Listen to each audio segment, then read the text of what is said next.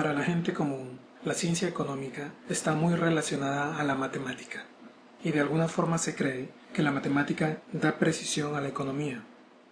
Generalmente se escucha en algún debate sobre asuntos económicos que alguien dice: prueba con números lo que estás diciendo, si no, lo que dices no es cierto.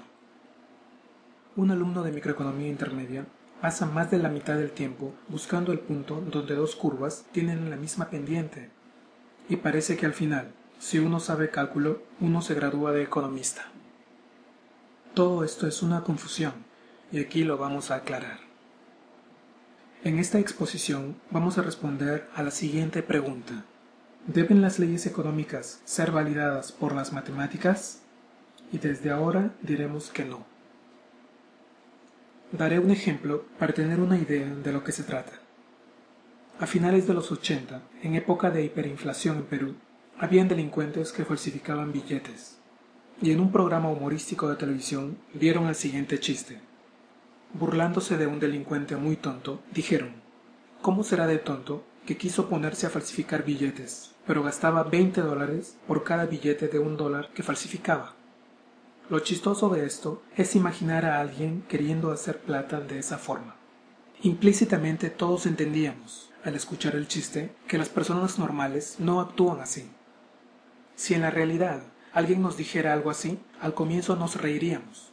Y si la persona sigue insistiendo en ese plan, entonces empezaríamos a dudar de sus facultades mentales. Implícitamente sabemos que los seres humanos normales no actúan así. La explicación que sigue a continuación está basada principalmente en los trabajos de dos filósofos del Mises Institute, el profesor Hans Hermann Hoppe y el profesor Roderick Long. Ambos filósofos explican el método de economía desarrollado por el profesor austriaco Ludwig von Mises. Pero las ideas de Mises pueden rastrearse mucho antes, hasta la época de los filósofos griegos. Cuando un científico en el campo de la física o la química observa cierta regularidad entre dos variables, el científico procede a tomar datos de ambas variables y analiza si las variables están realmente relacionadas. El científico puede incluso llegar a calcular ciertas constantes entre ambas variables, y luego, basado en esas constantes, el científico puede hacer predicciones sobre los resultados de futuros experimentos. Ese es el proceder en las llamadas ciencias empíricas. Ahora, reformulando nuestra pregunta, ¿pertenece la economía a este tipo de las llamadas ciencias empíricas? ¿O es posible derivar leyes económicas a partir de premisas firmemente establecidas, sin la necesidad de tener que hacer experimentos que las validen? Estas preguntas son de extrema importancia, porque las respuestas determinan el camino que siguen los economistas. Hay un par de palabras en latín que se usan bastante en estas discusiones: a priori y a posteriori. A priori significa antes de, a posteriori significa después de o posterior a. Ambas expresiones se refieren a experimentación. Decir que la economía es una ciencia a priori significa que las proposiciones económicas son verdaderas antes de experimentación. Y decir que la economía es una ciencia a posteriori significa que las proposiciones económicas son verdaderas solo después de experimentación. Vamos a analizar cuál de las dos proposiciones es correcta. La matemática es a priori. 2 más 2 es igual a 4. No tenemos que probar o experimentar todos los casos de 2 más 2 en diferentes lugares del planeta o en diferentes momentos de la historia para entender el resultado. 2 más 2 igual a 4 es una verdad conceptual. Regresando a nuestra pregunta, ¿la economía se parece más a la matemática y a la lógica, donde entendemos las cosas usando nuestro razonamiento? ¿O se parece más a las ciencias empíricas, donde hallamos las relaciones entre fenómenos a través de experimentos? Para los economistas austríacos, la economía es a priori. Los economistas austríacos se refieren a este campo de estudio como praxeología, que significa el estudio de la praxis. Praxis significa acción en griego. Praxeología significa entonces la ciencia de la acción humana. O dicho de otra forma, la ciencia a priori de la acción humana. Praxeología es el estudio de las acciones humanas que se pueden conocer a priori. Pero para los economistas no austríacos, la economía es a posteriori. Esto se debe a la influencia del positivismo moderno, o empiricismo lógico. Aquí vamos a referirnos a la versión popperiana del positivismo. Popper llamó a su versión positivista racionalismo crítico. En los círculos filosóficos, el positivismo ha pasado de moda, por las razones que explicaremos más adelante. Sin embargo, es aún dominante en el campo de las ciencias sociales, lamentablemente. El profesor Long dice que en los departamentos de ciencias sociales se enseña filosofía que estaba de moda hace 60 años, porque eso es lo que estaba de moda cuando los decanos estudiaban.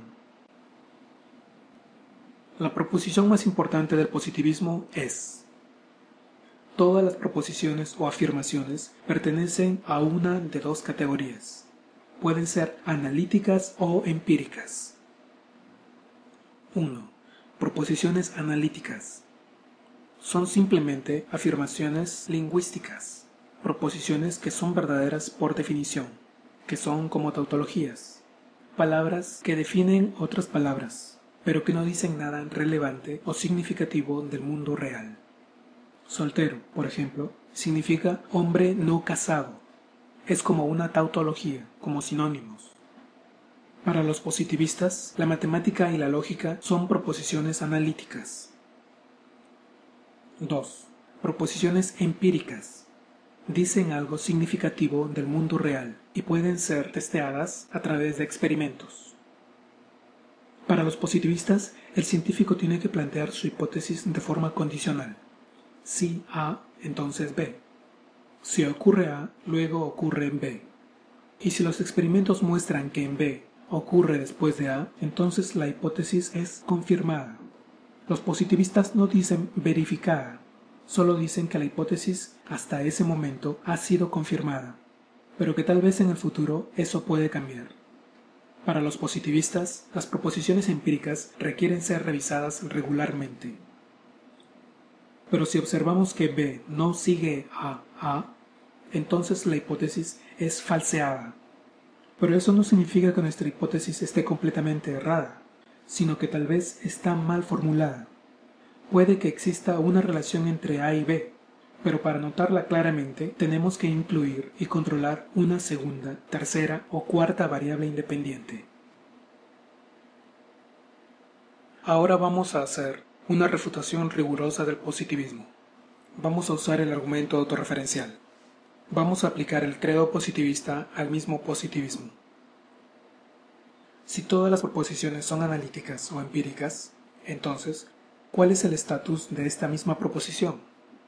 ¿Cuál es el estatus de esta afirmación de que todas las proposiciones son empíricas o analíticas? ¿Es una proposición analítica o empírica? Si es analítica, entonces no dice nada relevante sobre el mundo real. Es una simple agrupación de palabras. Los positivistas no nos han dado ninguna razón significativa para creer que es verdadera.